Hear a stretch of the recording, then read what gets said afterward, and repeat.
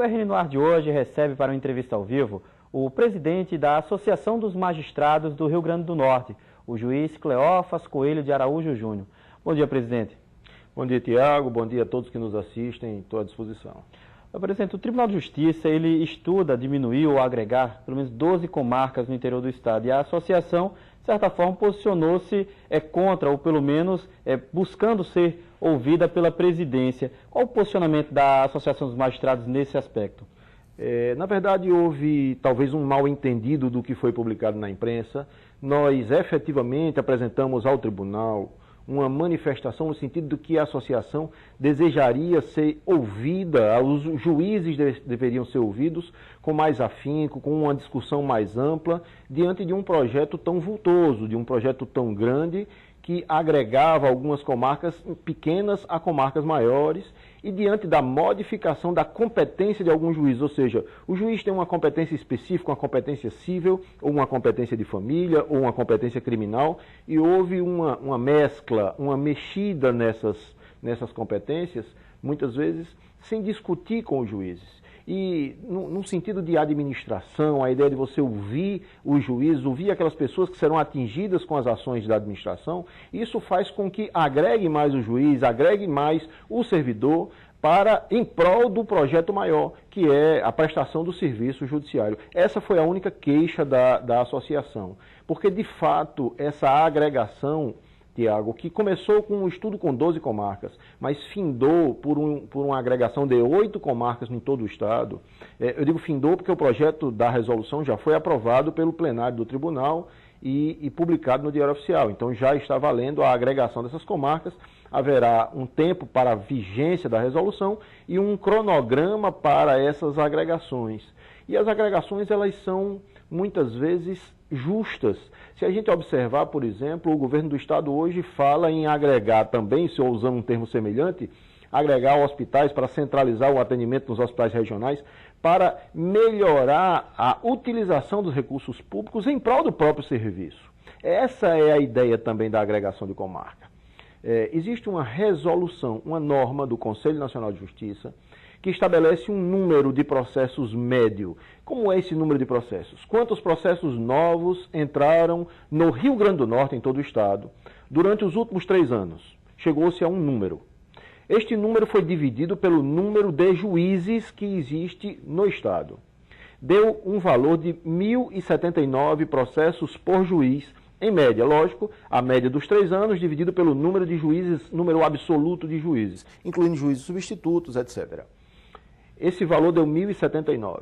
O CNJ diz que quem não atingiu uma distribuição da metade desses 1.079, ou seja, quem não tem dentro da sua distribuição anual 538 processos, ou seja, um valor muito pequeno para uma distribuição por ano, essas comarcas não têm viabilidade, elas não têm a possibilidade de se manter como comarca, porque para manter uma comarca há um custo muito alto.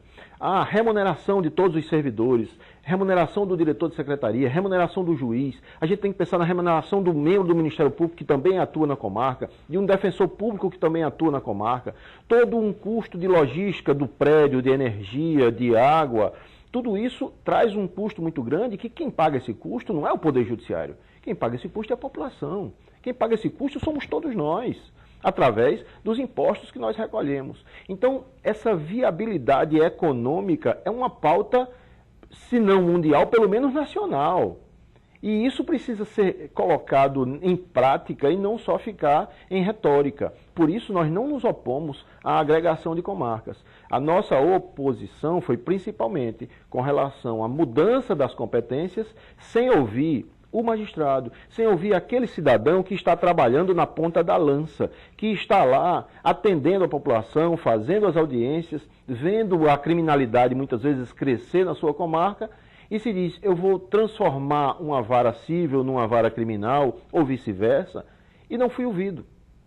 Essa necessidade, a magistratura do Rio Grande do Norte finca pé e exige mais respeito nessa oitiva, nessa participação. Afinal de contas, somos juízes e devemos participar dessa administração. Falando então da questão das mudanças de competência, como era e, de certa forma, como vai ficar agora com essas mudanças, né, que já foram, como o senhor falou, já publicada em diário oficial. O que é que muda na prática para esses juízes do interior que tiveram essas mudanças de competência? Isso muda muito, Tiago. Isso muda muito para o trabalho do dia a dia, da vara, dos servidores e do magistrado, e isso terá uma repercussão, a curto prazo pelo menos, na vida do cidadão que busca o serviço judiciário. Porque você imagine que comarcas como, vou buscar só um exemplo, uma comarca como Caicó, onde tem 4 varas, uma civil, de processos cíveis comuns, uma de família, uma criminal e um de juizados especiais. São 4 varas, 4 juízes. Essas 3 primeiras varas que eu citei, tirando o juizado, a vara de família, a vara criminal e a vara civil, receberão processos por distribuição, mesclando as competências. Ou seja, quem era civil passará alguns processos seus, porque as cíveis... Na verdade, a ideia dessa reforma, dessa mudança, é equilibrar os trabalhos. Se a gente observar, às vezes tem varas cíveis com 5.000 processos, varas criminais com 600 processos, 700 processos, 1.000 processos. Essa desigualdade no número de processos foi se tentada igualar, e isso é uma coisa louvável, mas foi tentada igualar com a mescla das competências, e foi essa mescla completa que nós achamos que poderia ter alguma saída melhor, que era uma distribuição mais equitativa, mas que de alguma forma não mesclasse tanto. Porque da forma que ficará, os juízes serão juízes, digamos assim, clínicos gerais. Eles atenderão a tudo. E a especialidade, ela vem a favor da produtividade. Ela vem a favor da celeridade do processo. E quem está do lado de fora do balcão, o cidadão que procura justiça, o advogado que procura justiça, ele está muito, muito preocupado com a celeridade do seu processo, com a efetividade do seu processo. E os magistrados estão preocupados em dar essa resposta de efetividade, em dizer, o meu trabalho, ele dá resultado, está aqui. Ninguém fica satisfeito de dizer, poxa, eu estou com um processo há 5 anos e estou mega satisfeito. Ao contrário, isso nos constrange, isso nos entedia. E isso faz com que o próprio serviço judiciário, a própria instituição do judiciário, fique com algum descrédito. Então, a especialidade ele vem a favor da produtividade, e é isso que nós defendemos. Agora, lógico, tem que haver um equilíbrio na quantidade de trabalho, no número de processos distribuídos a cada juiz. E como fazer isso, então, se não mesclando as especialidades dentro de cada comarca? Por exemplo, a gente está falando de Caicó. Isso. Né? Como distribuir o trabalho entre esses 4 juízes, se não misturando os processos? A Marne incentivou um estudo entre os próprios juízes. E eles chegaram a uma proposta de consenso. E até chegou-se a apresentar isso ao Tribunal de Justiça. Você veja que eu estou falando de vários juízes em todo o interior do Estado, e eles chegaram a um consenso. Muitos abrindo mão de algum entendimento, mas para poder chegar a uma proposta única, uníssona, chegou-se a um consenso. E tinha propostas como, por exemplo, a vara de violência doméstica, que hoje era a vara criminal, passava para a vara de família. A gente pode pegar as ações de fazenda pública que estão assoberbando as varas cíveis e passava para uma outra vara. Ou seja, ia se mesclando competências pontuais. E com afinidades também. Com algum tipo de afinidade. Por exemplo, na hora que eu falo de violência doméstica, tem toda uma relação com a vara de família.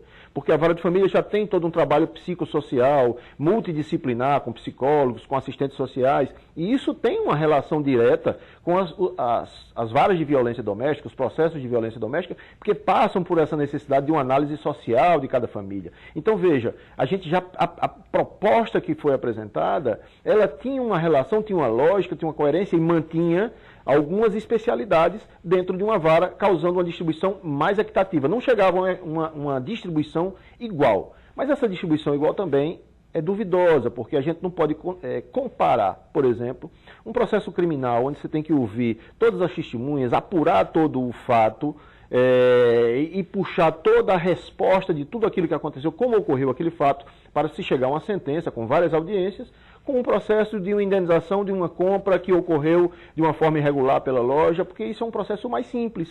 Do juizado, por exemplo, é um processo que tramita de uma forma mais simples, não menos valoroso para a pessoa. A pessoa está com muita importância naquilo ali, mas eu estou falando da quantidade de trabalho desenvolvido dentro do processo judicial. A gente está falando a respeito de sobrecarga, número de processos, né, em determinadas varas em detrimento de outras, e a gente sabe também que há uma diferença entre interior e capital. Falo capital, falo região metropolitana aqui de Natal. Sim. Até pela questão populacional, pelas demandas, né, processuais. Hoje, como é essa proporção entre o número de magistrados e o número de processos que nós temos aqui no Rio Grande do Norte? E aí eu falo em razão de outros estados aqui do Nordeste, por exemplo, para que a gente possa saber como está aqui o par e passo da gente.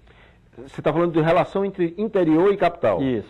Na verdade, o trabalho no interior, ele deixou de ser aquele trabalho bucólico, aquele trabalho mais tranquilo. Se dizia muito que o trabalho no interior era um trabalho mais tranquilo.